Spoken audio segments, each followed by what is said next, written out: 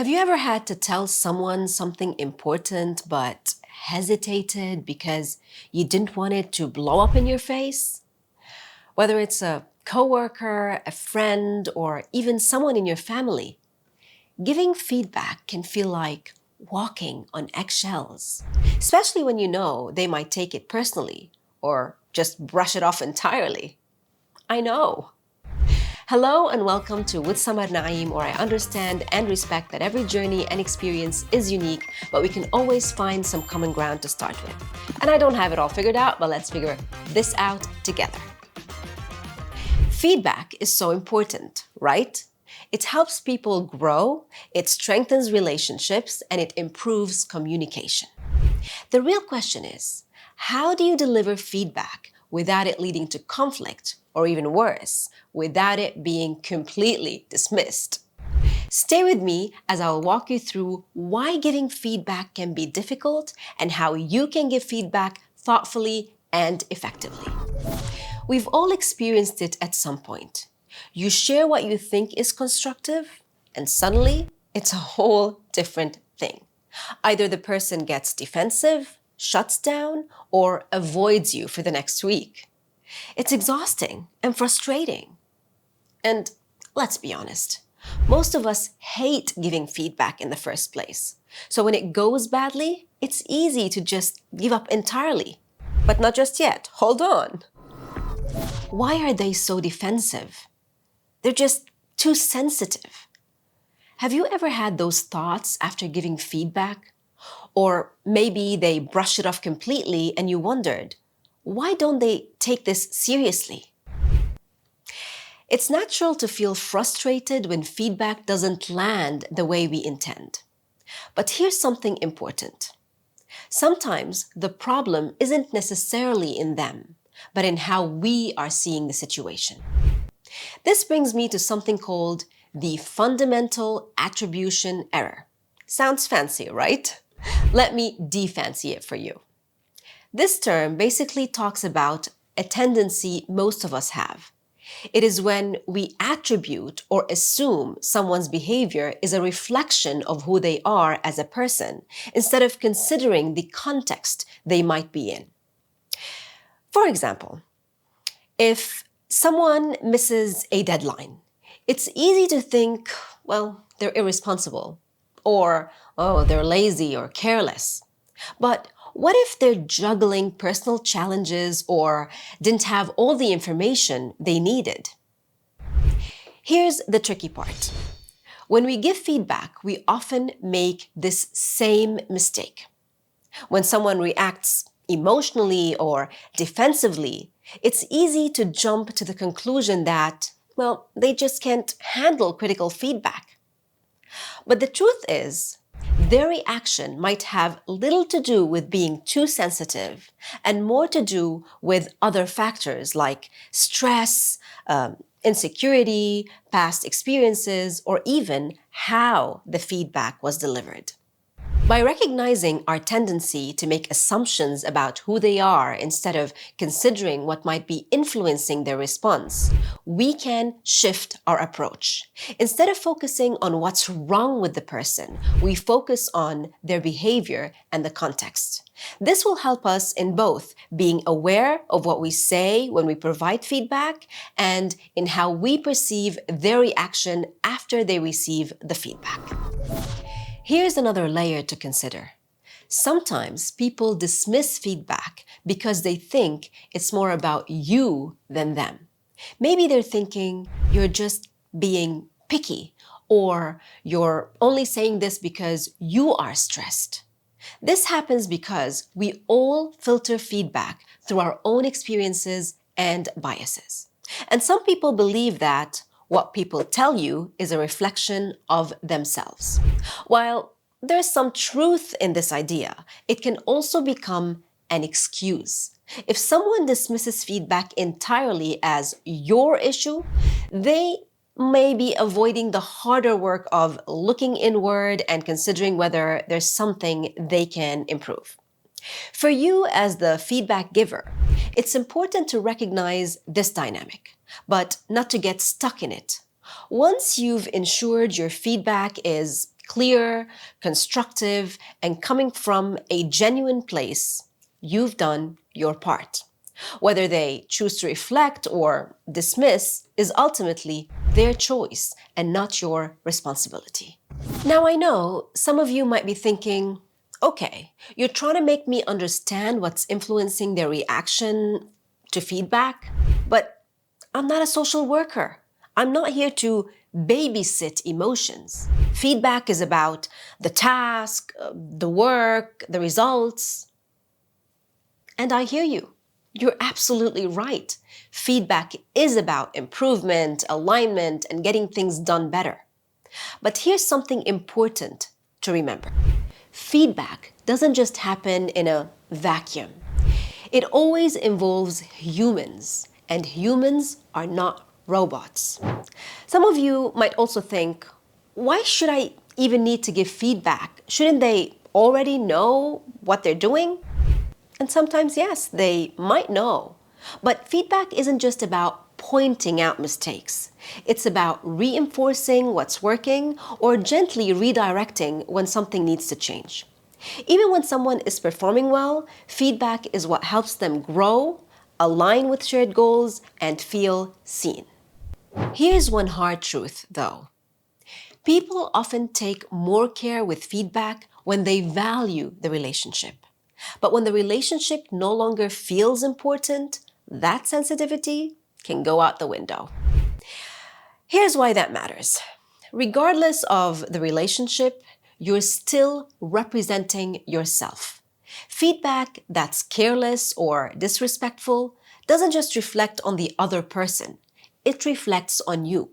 Whether or not you care about the relationship, maintaining civility, respect, dignity, and professionalism in how you deliver feedback matters.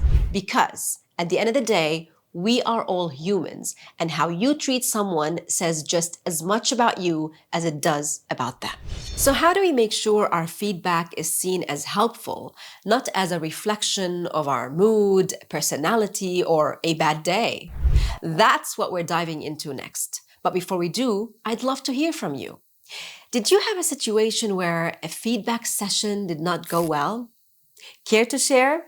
Leave your comments below and let's talk. And don't forget to like, subscribe, and hit the notification bell.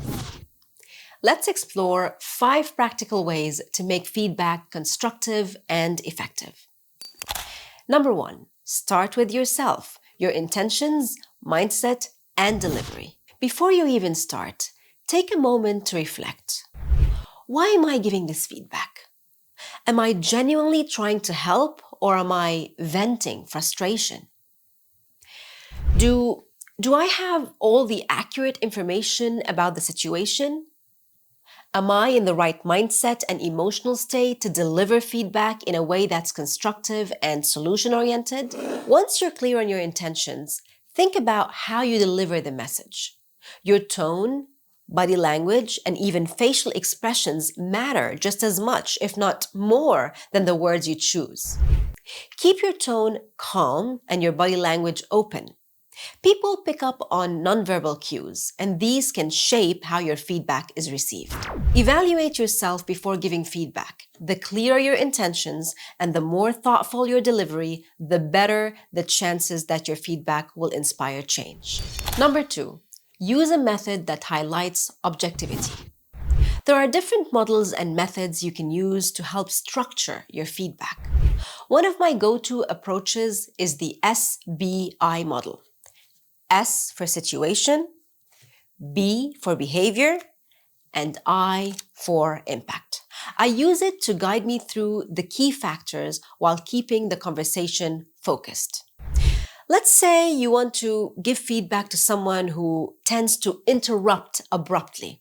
Instead of saying, "You're always interrupting people, you need to work on that," which can feel personal and vague, you could use the SBI model as a framework. Let's try it together. Situation. In yesterday's meeting, behavior, I noticed you interrupted the client several times while they were speaking. Impact. The client later reported that they felt unheard, which could affect our relationship moving forward. Notice how this approach stays objective. It's about what happened and why it matters, not about attacking the person. Remember, models like SBI are there to guide you. They don't have to be followed rigidly. Use them to shape your feedback in a way that works best for the situation and feels natural for you. Number 3, be mindful of your language. We can't talk about feedback and not talk about words. When delivering feedback, avoid using subjective or emotion-based language, like, I feel that you do that, or I'm unhappy about this, or you always do this. See, these phrases can trigger defensiveness even before you address the issue. Instead, be specific and factual.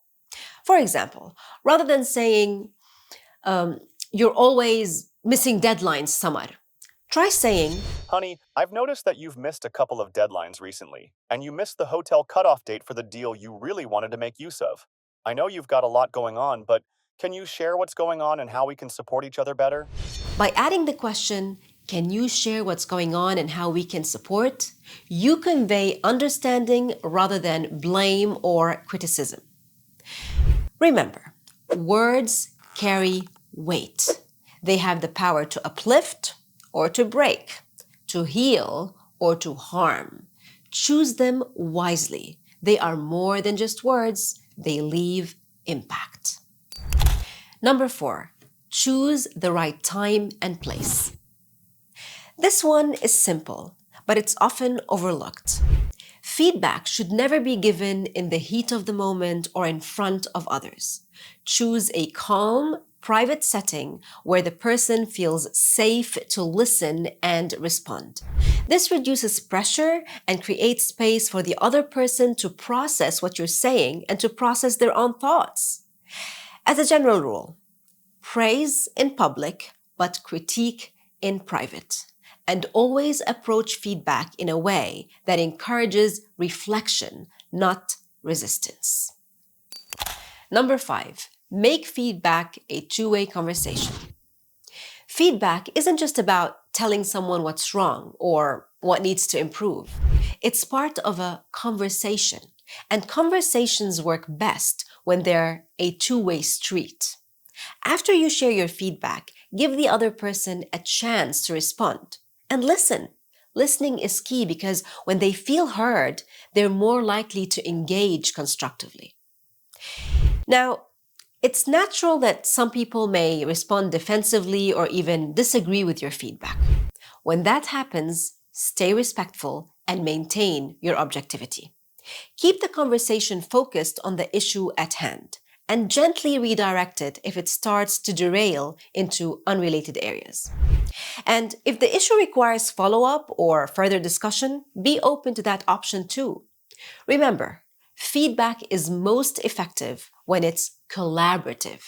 It's not about checking a box. It's about fostering real improvement and building trust. As we've explored, giving feedback is both a skill and a responsibility. Let's create a space for meaningful dialogue, and let's approach feedback as an opportunity to create results that matter while respecting the humanity of the people involved. Now, it's your turn. What's the hardest part of giving feedback for you? Is it about worrying about hurting feelings, or is it something else? Have you tried any of the strategies we talked about today, or do you have others that work? Share your thoughts in the comments below. And if this helped, don't forget to like, share, and subscribe. And always remember, you've got this. I'll see you in the next one. Ciao.